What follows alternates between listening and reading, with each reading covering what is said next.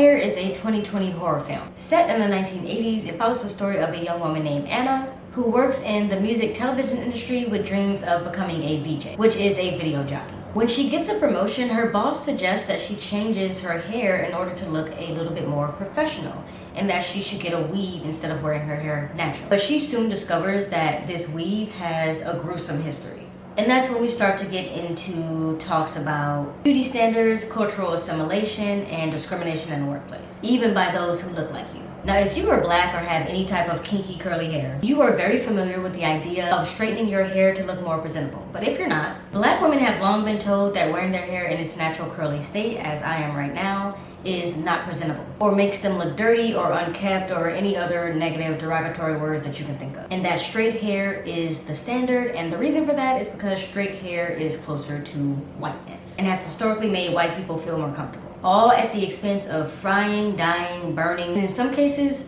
permanently damaging the hair of black women. So this movie is definitely heavy on the social commentary. At its core, Bad Hair is the exploration of the politics of black hair.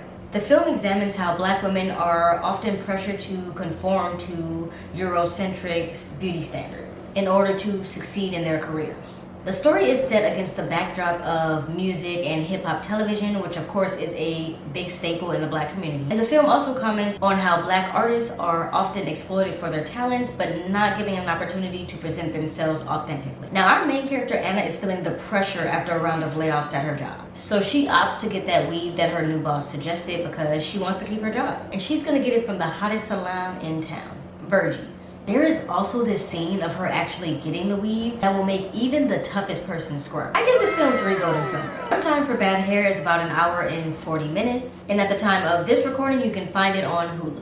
Everything from this point on will contain spoilers for Bad Hair, so if you haven't seen it yet and you don't want spoilers, save this video and come back after you do. But before you go, make sure you like this video so I know that you enjoyed it, and leave a comment if you have something to say. Can we please start off by talking about her getting that weave and how she is just absolutely ripping through her hair and actually stabbing her scalp? So I am a natural girly, clearly, but I used to be a hairdresser before I transitioned my hair. I transitioned from heat damage to natural hair in about 2018 to 2019. That being said, I've never had a perm. I've always had pretty healthy, thick hair, and it's pretty much been healthy and thick all of my life. So my mom never really saw a need to perm it, I think. But I have been burned by a hot comb several times over, and I know that pain that we all go through in order to achieve that straight hair. I've had a weave once, and it was for my prom, and my cousin did it, and she didn't give me a terrible experience with it. I actually love being able to flip it all over the place. And at this point in my natural hair journey, if I take my hair down, it is to the middle of my back.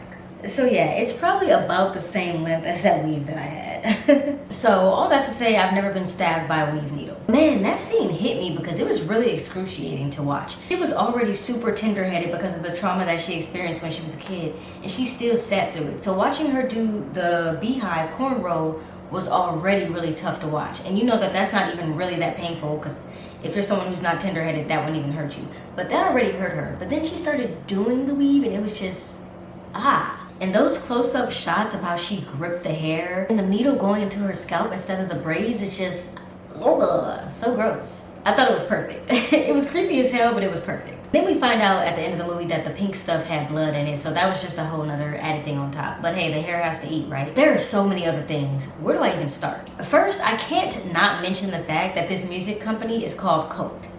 Now that is short for culture, but we know what cult means. I'm pretty sure it's alluding to the fact that having that straight hair is kind of like a cult.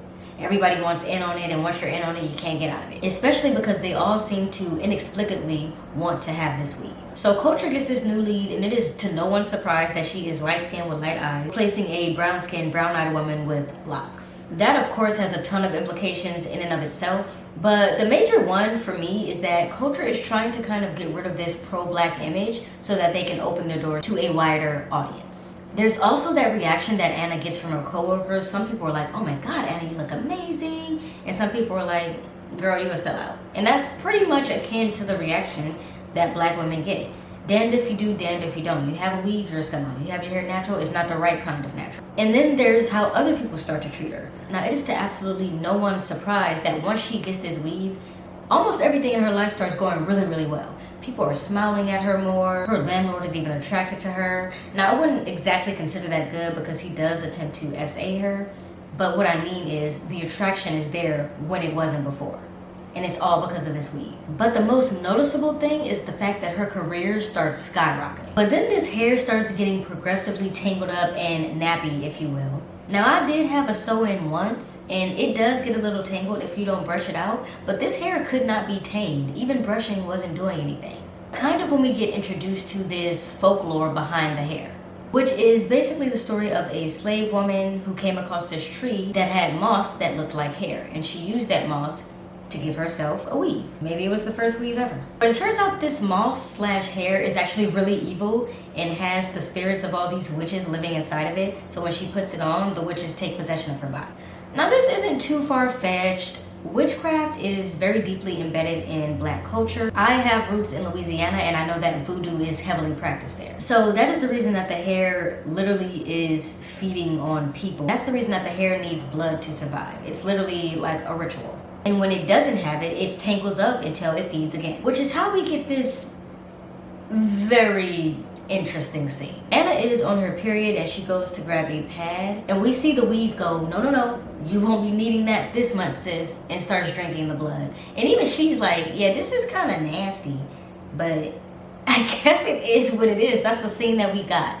It's a little disturbing, but I think it's also kind of great. Eventually, the hair goes from just needing blood to needing to eat entire people. Whenever the hair wants to kill someone, it grows really long and flowy and basically strangles them or uses some other form of violence to unalive them. Once it's done, it returns to its normal length. That's about the point where Anna draws the line and she's like, it's time to get this weave taken out.